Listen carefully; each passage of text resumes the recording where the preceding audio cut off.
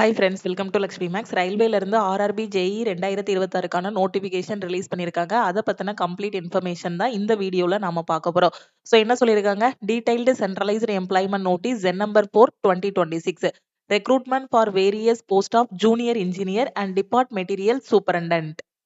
Date of indicative notice பார்த்தீங்கன்னா 25/7/2026 நமக்கு வந்து ரிலீஸ் பண்ணாங்க. Opening date of online application வந்து 14/8/2026. நாளையிலிருந்து ஆர்ஆர்பி ஜேஇக்கு நீங்க வந்து ஆன்லைன்ல அப்ளை பண்ணிக்கலாம். இதுக்கான ஆன்லைன் அப்ளிகேஷன் எப்போ க்ளோஸ் ஆகுது அப்படின்னா 13/9/2026 செப்டம்பர் 13ஆம் தேதியோட அப்ளிகேஷன் வந்து க்ளோஸ் ஆகுது. ஃபீஸ் பே பண்றதுக்கான லாஸ்ட் டேட் பார்த்தீங்க அப்படின்னா 15/9/2026. கரெக்ஷன் விண்டோ எப்போ ஓப்பன் ஆகும் அப்படின்னா 16/9/2026 இருந்து 25/9/2026 வரைக்கும். நீங்க அப்ளை பண்ணும்போது ஏதாவது மிஸ்டேக்ஸ் பண்ணிட்டீங்க அப்படின்னா அதை வந்து இந்த கரெக்ஷன் விண்டோல நீங்க வந்து சேஞ்ச் பண்ணிக்கலாம்.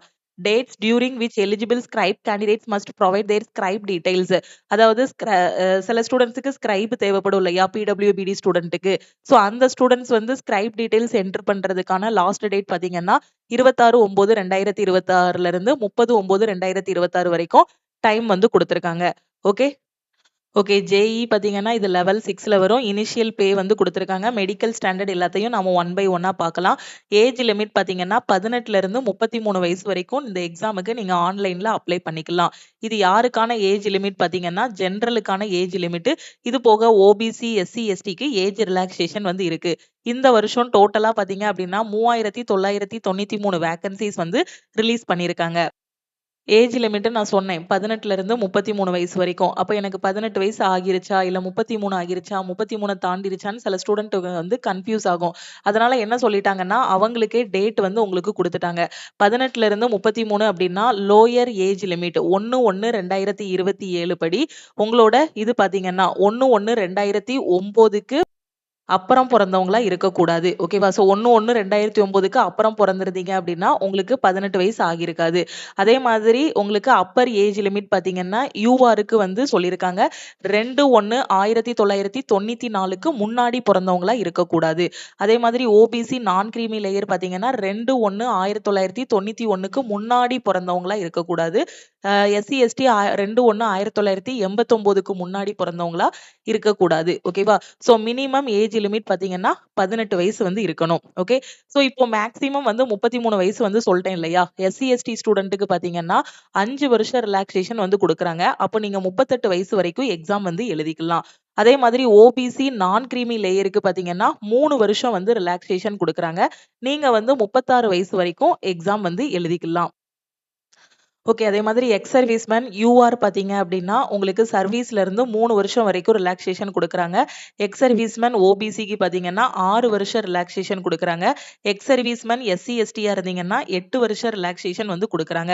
இதே இது நீங்க பிடபிள்யூபிடி மாற்றுத்திறனாளி ஸ்டூடெண்ட்டா இருக்கீங்க அப்படின்னா, மாற்றுத்திறனாளி ஸ்டூடெண்ட்ல யூஆர்ல வரீங்க அப்படின்னா 10 வருஷம் ரிலாக்சேஷன் வந்து குடுக்குறாங்க. அப்போ 43 வயசு வரைக்கும் நீங்க எக்ஸாம் எழுதிக்கலாம். மாற்றுத்திறனாளி ஓபிசி நான் கிரீமி லேயர் அப்படின்னா 13 வருஷம் வரைக்கும் ரிலாக்சேஷன் குடுக்குறாங்க. அப்ப நீங்க 46 வயசு வரைக்கும் எக்ஸாம் எழுதிக்கலாம். அதே இது எஸ்சி, எஸ்டி ஸ்டூடெண்ட் மாற்றுத்திறனாளியா இருக்கீங்க அப்படின்னா 48 வயசு வரைக்கும் நீங்க வந்து எக்ஸாம் வந்து எழுதிக்கலாம். அதே இது இப்போ நீங்க குரூப் சியோ இல்ல குரூப் டி போஸ்ட்லயோ நீங்க ஒர்க் பண்றீங்க. Candidates who are serving Group C and Group D railway staff with minimum 3 years service as well as substitutes with minimum 3 years service in continuous or in broken spells in railways. Group C posto Group D போஸ்ட்ல already ரயில்வேல work பண்றீங்க அப்படின்னா உங்களுக்கும் age relaxation வந்து இருக்கு. Already work பண்ணிட்டு இருக்கக்கூடிய யூஆரா இருக்கீங்க அப்படின்னா 40 வயசு வரைக்கும் ஜேஇ எக்ஸாம் எழுதிக்கலாம். ஓபிசி நான் கிரீமி லேயர் அப்படின்னா 43 வயசு வரை எழுதிக்கலாம். எஸ்சி, எஸ்டி அப்படின்னா 45 வயசு வரைக்கும் எக்ஸாம் எழுதிக்கலாம். இதே மாதிரி ஃபீமேல் கேண்டிடேட் பார்த்தீங்கன்னா, விடோவா இருக்கீங்க, இல்ல டிவோர்ஸ்டு விமனா இருக்கீங்க, இல்ல ஜுடிஷியலி செப்பரேட்டடா இருக்கீங்க, ஹஸ்பண்ட் கூட இல்லாம தனியா இருக்கிறீங்க, அகைன் வந்து மேரேஜ் பண்ணல அப்படின்னா, உங்களுக்கு ஏஜ் ரிலாக்சேஷன் வந்து குடுத்துருக்காங்க. யூஆர்னா 35 வயசு வரைக்கும் எழுதிக்கலாம். ஓபிசினா 38 வயசு வரைக்கும். எஸ்சி, எஸ்டி அப்படின்னு பார்த்தீங்கன்னா 40 வயசு வரைக்கும் எக்ஸாம் வந்து எழுதிக்கலாம். இப்போ ஒவ்வொரு கேட்டகரிக்குமே நான் ஏஜ் லிமிட் வந்து சொல்லிட்டேன். அடுத்து என்ன சொல்லியிருக்காங்கங்கிறத பாருங்க. எஜுகேஷனல் குவாலிஃபிகேஷன் வந்து சொல்லியிருக்காங்க. ஸோ எஜுகேஷனல் குவாலிஃபிகேஷனுக்கு அனெக்ஷர் ஏ வந்து ரெஃபர் பண்ண சொல்லியிருக்காங்க. ஸோ அனெக்ஷர் ஏல என்ன இருக்குங்கிறத நான் உங்களுக்கு வந்து எக்ஸ்பிளைன் பண்றேன். Okay. Candidate must already have the educational, technical or professional qualification prescribed in the Zen from recognized institute or university as an last date for submission of online application. Those awaiting for final result, they should not apply. ஓகேவா? So உங்களுக்கு final year இப்போ எழுதியிருக்கீங்க, final எக்ஸாமுக்கு result வந்துருச்சு அப்படின்னா நீங்க வந்து apply பண்ணலாம். Final எக்ஸாமுக்கு ரிசல்ட் வரல அப்படின்னா நீங்க வந்து அப்ளை பண்ண முடியாது. எஜுகேஷனல் குவாலிஃபிகேஷனை இன்னும் டீட்டெயிலா பின்னாடி பார்க்கலாம். ஓகேவா? இப்போ எக்ஸாமினேஷன் ஃபீஸ், இந்த எக்ஸாம் அப்ளை பண்றதுக்கு நீங்க ஃபீஸ் வந்து பே பண்ணணும். ஓகேவா? ஸோ இந்த ஃபீஸையுமே உங்களுக்கு வந்து ரீஃபண்ட் பண்ணிடுவாங்க. நீங்க சிபிடி 1 எழுதிட்டீங்க அப்படின்னாலே இந்த ஃபீஸ் வந்து உங்களுக்கு ரீஃபண்ட் பண்ணிடுவாங்க. எல்லாத்தையுமே பார்க்கலாம். ஸோ ரூ. 500 ஃபீஸ் யாருக்கு அப்படின்னு பாத்தீங்கன்னா for candidates except categories mention below at serial number 2ன்னு சொல்லியிருக்காங்க. அதாவது என்ன அப்படின்னா இப்போ ஃபர்ஸ்ட் ரூ. 250 யாருக்குங்கிறத நான் சொல்லிடுறேன். ஸோ ரூ. 250 ஃபீஸ் யாருக்குன்னா SC, ST, ex servicemen, PWBD, female, transgender. ஓகேவா? ஸோ இந்த ஸ்டூடெண்ட்ஸ் எல்லாருக்கும் இபிசி எக்கனாமிக்கலி பேக்வர்டு கிளாஸ், இந்த ஸ்டூடெண்ட்ஸ் எல்லாருக்கும் ரூ. 250 வந்து ஃபீஸ். ஓகே, இது போக ரிமைனிங் இருக்கக்கூடிய ஸ்டூடெண்ட்ஸ் இருக்கீங்க இல்லையா? ஸோ பெண்கள் எல்லாருக்குமே பாத்தீங்கன்னா ரூ. 250 தான் ஃபீஸ். இது போக இருக்கக்கூடிய மேல் கேண்டிடேட், யூஆர்ல வரக்கூடிய மேலு, ஓபிசில வரக்கூடிய மேல், இவங்க 2 பேருக்கும் மட்டும்தான், இந்த 2 கேட்டகரிக்கு மட்டும்தான் பாத்தீங்கன்னா ரூ. 500 வந்து ஃபீஸ். ஓகே, இந்த ஃபீஸையும் உங்களுக்கு ரீஃபண்ட் வந்து பண்ணிடுவாங்க. எப்போ பண்ணுவாங்க அப்படின்னு பார்த்தீங்கன்னா கம்ப்யூட்டர் பேஸ்டு டெஸ்ட் 1 நீங்க எழுதிட்டீங்க அப்படின்னா இந்த ரூ. 250 இந்த category SC, ST, ex servicemen, female, PWBD இந்த லிஸ்ட்ல வருவீங்க இல்லையா? ஸோ இந்த ஸ்டூடெண்ட்ஸ் எல்லாருக்கும் ரீஃபண்ட் பண்ணிடுவாங்க. அப்ப ரூ. 500 ஃபீஸ் பே பண்றவங்களுக்கு எவ்வளோ ரீஃபண்ட் பண்ணுவாங்க அப்படின்னு கேட்டீங்கன்னா உங்களுக்கு ரூ. 400 வந்து ரீஃபண்ட் பண்ணுவாங்க. ஓகே, ரெக்ரூட்மெண்ட் ப்ராசஸ் வந்து குடுத்துருக்காங்க. ஓகேவா? ஸோ எப்படி வந்து செலக்ஷன் ப்ராசஸ் நடக்கும் அப்படின்னா, ஃபர்ஸ்ட் நீங்க ஆன்லைன்ல அப்ளை பண்ணுவீங்க. அப்ளை பண்ணி முடிச்சதும் பார்த்தீங்க அப்படின்னா, உங்களுக்கு அப்ளிகேஷன் ஸ்டேட்டஸ் வரும். அதுக்கப்புறம் அந்த எக்ஸாம் எழுதுறதுக்கான ஹால் டிக்கெட் வந்து ரிலீஸ் பண்ணுவாங்க. அட்மிட் கார்டு வந்து ரிலீஸ் பண்ணுவாங்க. ஸோ இதோட செலக்ஷன் ப்ராசஸ் பார்த்தீங்க அப்படின்னா, ஃபர்ஸ்ட் வந்து ஒரு கம்ப்யூட்டர் பேஸ்டு டெஸ்ட் இருக்கும். 2வது சிபிடி 2 வந்து இருக்கும். அதுக்கப்புறமா பார்த்தீங்கன்னா, உங்களுக்கு டாக்குமெண்ட் வெரிஃபிகேஷனும், மெடிக்கலும் வந்து இருக்கும். இதுதான் உங்களுக்கான செலக்ஷன் ப்ராசஸ். ஓகேவா? இன்ஃபர்மேஷன் ஆன் எக்ஸாமினேஷன் ஷெட்யூல் எல்லாமே பாத்தீங்க அப்படின்னா உங்களுக்கு எஸ்எம்எஸ் மூலமாவோ இமெயில் மூலமாவோ பாத்தீங்கன்னா நோட்டிபிகேஷன் மாதிரி கொடுத்துருவாங்க. ஆர்ஆர்பி வெப்சைட்ல இருந்து ஹால் டிக்கெட் டவுன்லோட் பண்ணிட்டு நீங்க எக்ஸாம் ஹால்ல போய் எக்ஸாம் எழுதுற மாதிரி இருக்கும். இந்த சிபிடி 1ஓட டைம் பாத்தீங்க அப்படின்னா டோட்டலா 1.5 மணி நேரம் டைம் வந்து கொடுக்குறாங்க. உங்களுக்கு 100 கொஸ்டின் வந்து கொடுப்பாங்க. நெகட்டிவ் மார்க் பாத்தீங்க அப்படின்னா 1/3 வந்து negative mark. Okay, first stage பாத்தீங்க அப்படின்னா ஸ்கிரீனிங் நேச்சர். ஓகேவா? ஃபர்ஸ்ட் வந்து சிபிடி 1 வந்து நடக்கும். இதுல வந்து ஒரு கட் ஆஃப் வைப்பாங்க. அந்த கட் ஆஃபை நீங்க கிளியர் பண்ணிட்டீங்க அப்படின்னா அடுத்து சிபிடி 2க்கு வந்து போனோம். இந்த சிபிடி 2ல நீங்க எடுக்கிற மார்க்கை வச்சுதான் உங்களுக்கான ஃபைனல் செலக்ஷன் வந்து இருக்கும். அதை தான் இங்க சொல்லியிருக்காங்க. சிபிடி 1ங்கிறது பாத்தீங்க அப்படின்னா அது வந்து உங்களுக்கு ஸ்கிரீனிங் தான். ஜஸ்ட் சிபிடி 2க்கு போறதுக்கான screening nature. Okay, CBT will be generally in conformity with the educational standards and or minimum technical qualification prescribed for the post. The normalized score on first stage exam shall be used only for shortlisting of candidate for second stage as per the merit. அததான் நான் சொன்னேன். First CBT 1 வந்து CBT 2க்கு போறதுக்கு மட்டும்தான். அந்த cut ஆஃபை clear பண்ணிட்டீங்கன்னா போதும். Okay, candidates who are shortlisted for second stage CBT availing reservation benefits of a community PWBD and ex-servicemen shall continue to be considered only against the community for all subsequent stages of recruitment process ன்னு சொல்லியிருக்காங்க. Okay, இப்போ இந்த CBT 1க்கு என்ன எதுல இருந்தெல்லாம் question கேட்பாங்க அப்படின்னு பாத்தீங்கன்னா maths, reasoning, general awareness, science இதுல இருந்தா உங்களுக்கு கொஸ்டின்ஸ் வந்து கேட்பாங்க. ஓகே, ரொம்ப ஈஸியா நீங்க வந்து எக்ஸாம் வந்து கிளியர் பண்ணிடலாம். சிபிடி 1 வந்து ரொம்ப ஈஸியாவே கிளியர் பண்ணிடலாம். டெக்னிக்கல் எதுவுமே வராது. சிபிடி 1 பொறுத்த வரைக்கும் நான் டெக்னிக்கல்ல இருந்து மட்டும்தான் கொஸ்டின்ஸ் வந்து கேட்பாங்க. இந்த மேக்ஸ், ரீசனிங், ஜெனரல் அவேர்னஸ், சயின்ஸ்ல இருந்து மட்டும்தான் கொஸ்டின் வரும். கொஸ்டின்ஸ் எல்லாமே பாத்தீங்கன்னா 10th ஸ்டாண்டர்ட் லெவல்ல தான் உங்களுக்கு சயின்ஸ்லலாம் சிபிஎஸ்இ லெவல்ல தான் கொஸ்டின்ஸ் வந்து இருக்கும். மேக்ஸை பொறுத்த வரைக்கும் சிபிடி 1ல பாத்தீங்க அப்படின்னா மேக்ஸ்ல வந்து பாத்தீங்கன்னா உங்களுக்கு 30 கொஸ்டின் வந்து கேட்பாங்க. ஒவ்வொரு கொஸ்டினுக்கும் ஒரு மார்க், 30 மார்க். ரீசனிங் பொறுத்த வரைக்கும் 25 கொஸ்டின், ஒவ்வொரு கொஸ்டினுக்கும் ஒரு மார்க், 25 மார்க். ஜெனரல் அவேர்னஸ் பொறுத்த வரைக்கும் 15 கொஸ்டின் தான் கேட்பாங்க. இதுக்கும் நீங்க கரண்ட் அஃபேர் மட்டும் நல்லா படிச்சீங்கனாலே போதுமானது. சயின்ஸை பொறுத்த வரைக்கும் 30 கொஸ்டின் வந்து கேட்பாங்க. பிசிக்ஸ், கெமிஸ்ட்ரி, பயாலஜில இருந்து கொஸ்டின் வரும். இதெல்லாம் எங்க படிக்கணும் அப்படின்னு தெரியலன்னு கன்ஃபியூஸே ஆக வேண்டாம். நம்ம லக்ஷ்மி மேக்ஸ் ஆப்ல ஆல் இன் ஒன் கோர்ஸ்ல ஜேஇக்கான பேட்ச் வந்து ஸ்டார்ட் பண்ண போறோம். அதுல ஜாயின் பண்ணிட்டு நீங்க வந்து படிச்சிடலாம். ஓகேவா? டோட்டலா 100 கொஸ்டின் வந்து கேட்பாங்க. 100 மார்க்குக்கு எக்ஸாம் வந்து நடக்கும். டைம் வந்து 90 நிமிஷம், அதாவது 1.5 மணி நேரம். நெகட்டிவ் மார்க் பாத்தீங்கன்னா 1/3. ஓகே. நான் இப்ப சொன்னத தான் அப்படியே இங்க வந்து சொல்லியிருக்காங்க. இப்போ நெகட்டிவ் மார்க் வந்து 1/3ன்னு சொல்லியிருக்காங்களா? இந்த 3வது பாயிண்ட் பாருங்க. மினிமம் பெர்சன்டேஜ் மார்க்ன்னு சொல்லியிருக்காங்க. ஸோ இது வந்து தேவையில்ல நமக்கு. ஓகேவா? ஏன்னா நெறைய பேர் இந்த பெர்சன்டேஜ் மார்க்குக்கு மட்டும் தான் ஸ்டூடண்ட்ஸ் வந்து படிப்பாங்க. ஸோ நமக்கு வந்து கட் ஆஃப வந்து கிளியர் பண்ணணும். சிபிடி 1ல. ஓகே. இந்த 100 மார்க்குக்கு ஒரு கட் ஆஃப் வந்து ரிலீஸ் பண்ணுவாங்க. எக்ஸாம் முடிஞ்சதும். அந்த கட் ஆஃப கிளியர் பண்ண ஸ்டூடண்ட்ஸ் எல்லாரையும் பார்த்தீங்கன்னா, சிபிடி 2க்கு வந்து கூப்பிடுவாங்க. ஓகேவா?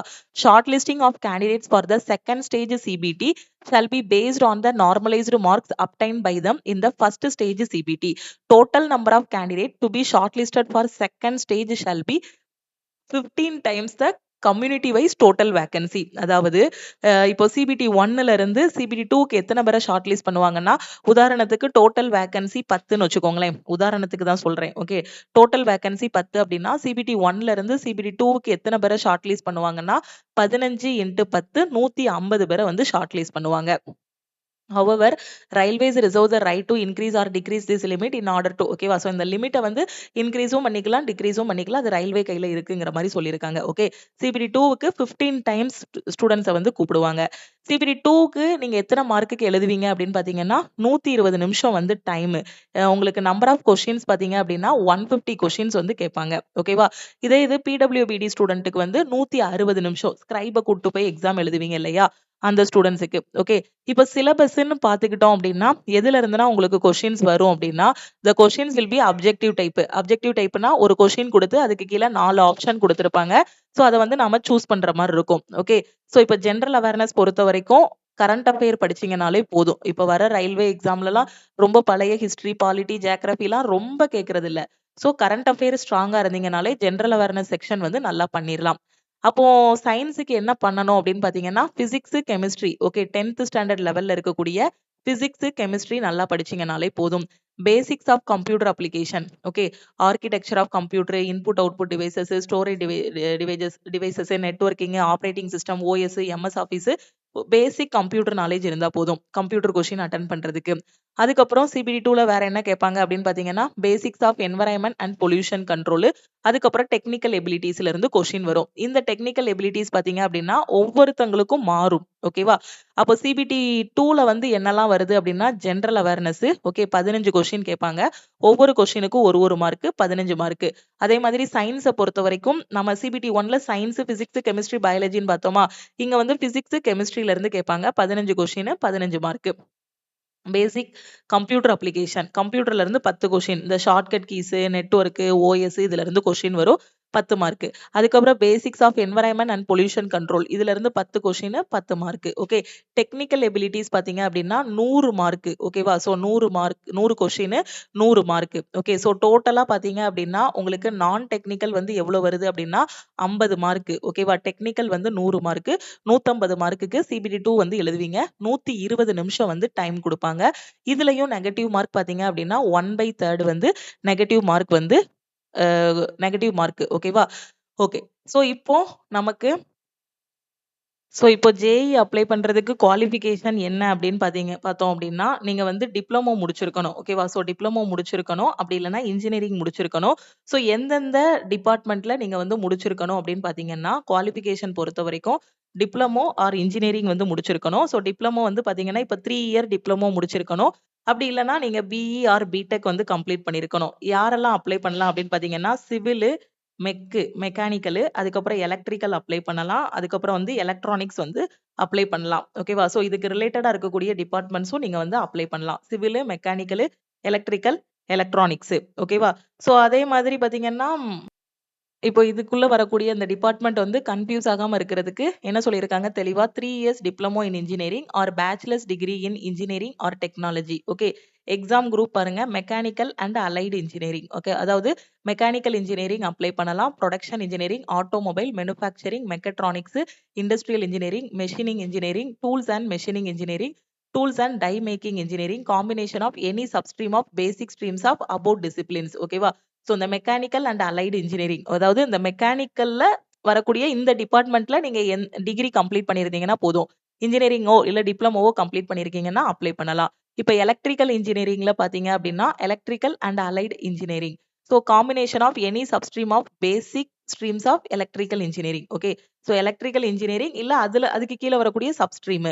எலக்ட்ரானிக்ஸ் அதே மாதிரி எலக்ட்ரானிக்ஸ் அண்ட் அலைடு இன்ஜினியரிங் பார்த்தீங்கன்னா electronics engineering, instrumentation and controlling engineering, communication, computer science CSC வந்து அப்ளை பண்ணலாம். Computer engineering, computer science, information technology. So யாரெல்லாம் அப்ளை பண்ணலாங்கிறத பார்த்துக்கோங்க. ஓகே. ஸோ அதே மாதிரி பார்த்தீங்கன்னா சிவில் அண்ட் அலைட் பார்த்தீங்கன்னா civil engineering, combination of any substream of civil engineering. அதே மாதிரி BSc in civil engineering 3 years படிச்சிருந்தாலும் அப்ளை பண்ணலாம். ஓகே. இப்போ எஜுகேஷனல் குவாலிஃபிகேஷன்ல உங்களுக்கு டவுட் இருக்காது. டிப்ளமோ ஆர் இன்ஜினியரிங் வந்து நீங்க முடிச்சிருக்கீங்க அப்படின்னா ஸோ இந்த எக்ஸாமுக்கு நீங்க வந்து அப்ளை பண்ணலாம். அதுல சிவில், மெக்கு, எலக்ட்ரிக்கல், எலக்ட்ரானிக்ஸ்ன்னு சொல்லிட்டேன். அதுலயே டிபார்ட்மெண்ட் பாத்தீங்க அப்படின்னா இப்போ நீங்க சிஎஸ்சி படிச்சிருந்தாலும் பிஇ சிஎஸ்சியா இருக்கட்டும், டிப்ளமோல சிஎஸ்சியா இருக்கட்டும், நீங்க வந்து அப்ளை பண்ணலாம். ஓகே. கம்ப்யூட்டர் சயின்ஸ் அண்ட் இன்ஜினியரிங்கும் அப்ளை பண்ணலாம், கம்யூனிகேஷன் இன்ஜினியரிங்கும் அப்ளை பண்ணலாம், கம்ப்யூட்டர் இன்ஜினியரிங்கும் அப்ளை பண்ணலாம். ஓகேவா? இதுல டீடைலா நீங்க வந்து பார்த்திருப்பீங்க. All the candidates with the above qualification shall be tested in the exam group mapped as per the above chart. A candidate possessing more than one minimum educational qualification mapped to different exam groups can choose any one exam group provided he or she opt for the post whose educational qualification is mapped to choose an exam group. However, these candidates would be eligible for all the opted post as per educational qualification னு சொல்லியிருக்காங்க. Okay. Educational qualification for the post of depart material superintendent in so டிஎம்எஸ்க்கு educational qualification பாத்தீங்க அப்படின்னா 3 years diploma in engineering வந்து படிச்சிருக்கணும். அதாவது candidate with 3 years diploma in any engineering disciplines can apply for these post as applicable. Candidates with educational qualification not figuring in the above chart are eligible for DMS post. அதாவது இப்போ DMS apply டிபார்ட் material சூப்பரண்டன்ட்டுக்கு அப்ளை பண்றவங்க பாத்தீங்கன்னா 3 years diploma முடிச்சிருக்கணும். ஏதாவது ஒரு இதுல 3 இயர்ஸ் டிப்ளமோ முடிச்சிருக்கீங்க அப்படின்னா ஏதாவது ஒரு டிபார்ட்மெண்ட்ல முடிச்சிருக்கீங்க அப்படின்னா டிஎம்எஸ்க்கு நீங்க வந்து அப்ளை பண்ணலாம். ஓகே. ஸோ எஜுகேஷனல் குவாலிஃபிகேஷன்ல உங்களுக்கு டவுட் இருக்காது. ஜேஇ டிஎம்எஸ்க்கு சொல்லியிருக்காங்க. ஸோ ஜேஇக்கான குவாலிஃபிகேஷன் இதுல கரெக்டா சொல்லிட்டாங்க. எலக்ட்ரிக்கல் அதுக்கு கீழே வரக்கூடிய சப்ஸ்ட்ரீம் எல்லாமே நமக்கு சொல்லிட்டாங்க. டிஎம்எஸ் அப்ளை பண்றீங்க அப்படின்னா டிபார்ட் மெட்டீரியல் சூப்பரண்டன்ட் அப்ளை பண்றீங்க அப்படின்னா ஸோ அதுக்கு வந்து பாத்தீங்கன்னா ஏதாவது ஒரு டிப்ளமோ முடிச்சிருந்தா போதும். அதுல எந்த டிகிரினாலும் இருக்கட்டும். ஸோ எந்த ஸ்ட்ரீம் எந்த டிபார்ட்மெண்ட்னாலும் இருக்கட்டும், டிப்ளமோ முடிச்சிருந்தீங்கன்னா டிஎம்எஸ் வந்து அப்ளை பண்ணலாம். இதுக்கப்புறம் short listing of candidate for second stage CBT, DV and empanelment. அப்ப இப்போ எப்படி ஷார்ட் லிஸ்ட் பண்ணுவாங்க அப்படின்னா ஃபர்ஸ்ட் வந்து ஒரு சிபிடி 1 நடக்கும் இல்லையா 100 மார்க்கு. ஸோ அந்த மார்க் வந்து ஜஸ்ட் சிபிடி 2க்கு போறதுக்கு மட்டும்தான். அந்த கட் ஆஃப் கிளியர் பண்ணிட்டீங்கன்னா அதுக்கப்புறம் அந்த மார்க் வந்து தேவையில்ல. ஓகேவா? ஸோ செகண்ட் ஸ்டேஜ் சிபிடியில் எடுக்கக்கூடிய மார்க் பார்த்தீங்கன்னா the normalisation scheme to be adopted for short listing the candidate from first stage CBT to second stage CBT for DV on the basis of performance in second stage CBT. அதாவது CBT 2ல நீங்க எவ்வளவு mark எடுக்கிறீங்களோ அதை வச்சுதான் உங்களுக்கான selection வந்து அமையும். whenever CBT is conducted in multiple sessions. ஓகேவா? ஸோ இதுல வந்து நார்மலைசேஷன் பண்ணுவாங்க. நிறைய ஷிஃப்ட் நடந்துச்சு அப்படின்னா ஒரு ஷிஃப்ட் ஈஸியா இருக்கும், ஒன்னு மாடரேட்டா இருக்கும், ஒன்னு டிஃபிகல்ட்டா இருக்கும். எல்லாருக்கும் காமனா ஒரு கட் ஆஃப் ரிலீஸ் பண்றதுக்கு நார்மலைசேஷன் வந்து பண்ணுவாங்க. ஓகேவா? ஸோ அந்த நார்மலைசேஷன் எப்படி பண்ணுவோங்கிறத இதுல வந்து சொல்லியிருக்காங்க. ஓகே. ஃபைனலா நீங்க சிபிடி 2 கிளியர் பண்ணிட்டீங்க அப்படின்னா உங்களுக்கு டிவி வந்து இருக்கும். டிவிக்கு அப்புறம் பாத்தீங்க அப்படின்னா உங்களுக்கு மெடிக்கல் வந்து இருக்கும். டிவிக்கு எத்தனை பேர் கூப்பிடுவாங்க அப்படின்னு பாத்தீங்கன்னா எவ்வளவு வேகன்சி இருக்கோ அதுல 3 டைம்ஸ் வந்து டிவிக்கு வந்து கூப்பிடுவாங்க. ஓகேவா? சோ எவ்வளவு கூப்பிடுவாங்க அப்படின்னா candidate will shortlisted for DV based on their mark in second stage CBT. Number of shortlisted candidates will be equal to number of vacancy. Sorry, நான் 3 டைம்ஸ் சொல்லிட்டேன்னா எத்தனை பேர் எவ்வளவு வேகன்சி இருக்கோ அவ்வளவு ஸ்டூடெண்ட்ஸை வந்து டிவிக்கு வந்து கூப்பிடுவாங்க. Okay, so in case 2 or more candidates secure equal mark, their merit position shall be determined by age criteria. The older candidate shall be. இப்போ 2 பேர் வந்து சேம் மார்க் வந்து எடுத்திருக்காங்க. டிவியும் எல்லாமே செக் பண்ணியாச்சு.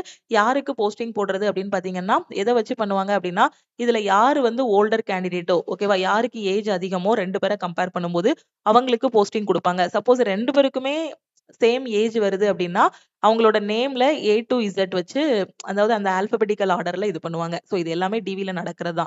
TV candidates will have to produce. So TV அப்போ பாத்தீங்கன்னா என்னென்ன நம்ம சொல்லியிருக்கோமோ நம்மளோட ஒரிஜினல் சர்டிபிகேட்ஸ் எல்லாமே நம்ம வந்து ப்ரொடியூஸ் பண்ற மாதிரி இருக்கும். அந்த டீடைல்ஸ் எல்லாமே இதுல வந்து கொடுத்துருக்காங்க. ஓகே.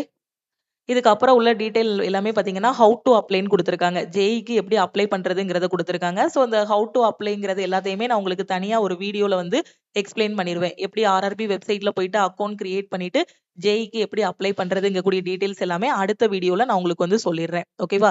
ஸோ இப்போ நீங்க டிகிரி ஆர் டிப்ளமோ அதாவது இன்ஜினியரிங் ஆர் டிப்ளமோல நான் சொன்ன டிபார்ட்மெண்ட்ஸ் எல்லாமே நீங்க முடிச்சிருக்கீங்க. மெக்கானிக்கல் இல்ல எலக்ட்ரிக்கல், எலக்ட்ரானிக்ஸ், சிவில் அதுக்கு கீழ வந்த சப்ஸ்ட்ரீம் எல்லாமே சொன்னேன் பார்த்தீங்களா? இப்போ சிஎஸ்சி வரும். சிஎஸ்சி, கம்ப்யூட்டர் இன்ஜினியரிங் இந்த மாரி சிவில் இந்த மாரிலாம் முடிச்சிருக்கீங்க அப்டின்னா, சோ நீங்க இந்த ஜேஇ எக்ஸாமுக்கு வந்து அப்ளை பண்ணலாம். ஓகே. இப்ப அந்த டேபிள் இந்த நோட்டிஃபிகேஷனோட பிடிஎஃப் நம்ம லக்ஷ்மி மேக்ஸோட டெலிகிராம் சேனல்ல வந்து நான் ஷேர் பண்ணிடுறேன். சோ அதுல இருந்தும் நீங்க நோட்டிஃபிகேஷன வந்து டவுன்லோட் பண்ணி வந்து என்ன பண்ணிக்கலாம்? உங்க எஜுகேஷனல் குவாலிஃபிகேஷன்ல டவுட் இருந்தா செக் பண்ணிக்கலாம். இது போக எனக்கு டவுட் இருக்குங்கிற ஸ்டூடண்ட் நம்ம டீமுக்கு கான்டாக்ட் பண்ணிட்டு உங்களோட டவுட்ட வந்து கிளாரிஃபை பண்ணிக்கலாம். ஓகே. இப்ப நான் ஜேஇக்கு அப்ளை பண்ண போறேன் மேடம். இப்பதான் நான் புதுசா படிக்க போறேன். என் கையில மெட்டீரியல்ஸ் எதுவுமே இல்ல. புக்ஸ் எதுவுமே இல்ல. இந்த எக்ஸாம நான் ஃபர்ஸ்ட் அட்டெம்ப்ட்ல கிளியர் பண்ணணுங்கிற ஸ்டூடண்ட் நம்ம லக்ஷ்மி மேக்ஸ் ஆப்ல இருக்க ஆல் இன் ஒன் கோர்ஸ்ல ஜாயின் பண்ணிக்கோங்க. சோ ஆல் இன் ஒன் கோர்ஸ்ல பாத்தீங்கன்னா, உங்களுக்கு போன மாசமே சொன்னோம். நம்ம ஜேஇக்கான நோட்டிஃபிகேஷன் வந்து ஆகஸ்ட் 15ஆம் தேதி கிட்ட வரும்னு சொன்னோம். இன்னைக்கு ஆகஸ்ட் 13ஆம் தேதி. இன்னைக்கே நோட்டிஃபிகேஷன் வந்து ரிலீஸ் பண்ணிட்டாங்க. அதே மாதிரி பாத்தீங்கன்னா, இந்த மாச கடைசியில வந்து நாம வந்து என்டிபிசியோட நோட்டிஃபிகேஷன் கன்ஃபார்மா எதிர்பார்க்கலாம். ஓகேவா? சோ ஜேஇக்கான செலக்ஷன் பேட்ச் வந்து ஆல் இன் ஒன் கோர்ஸ்ல நாம வந்து ஸ்டார்ட் பண்ண போறோம். கம்மிங் ஃப்ரைடேல இருந்து.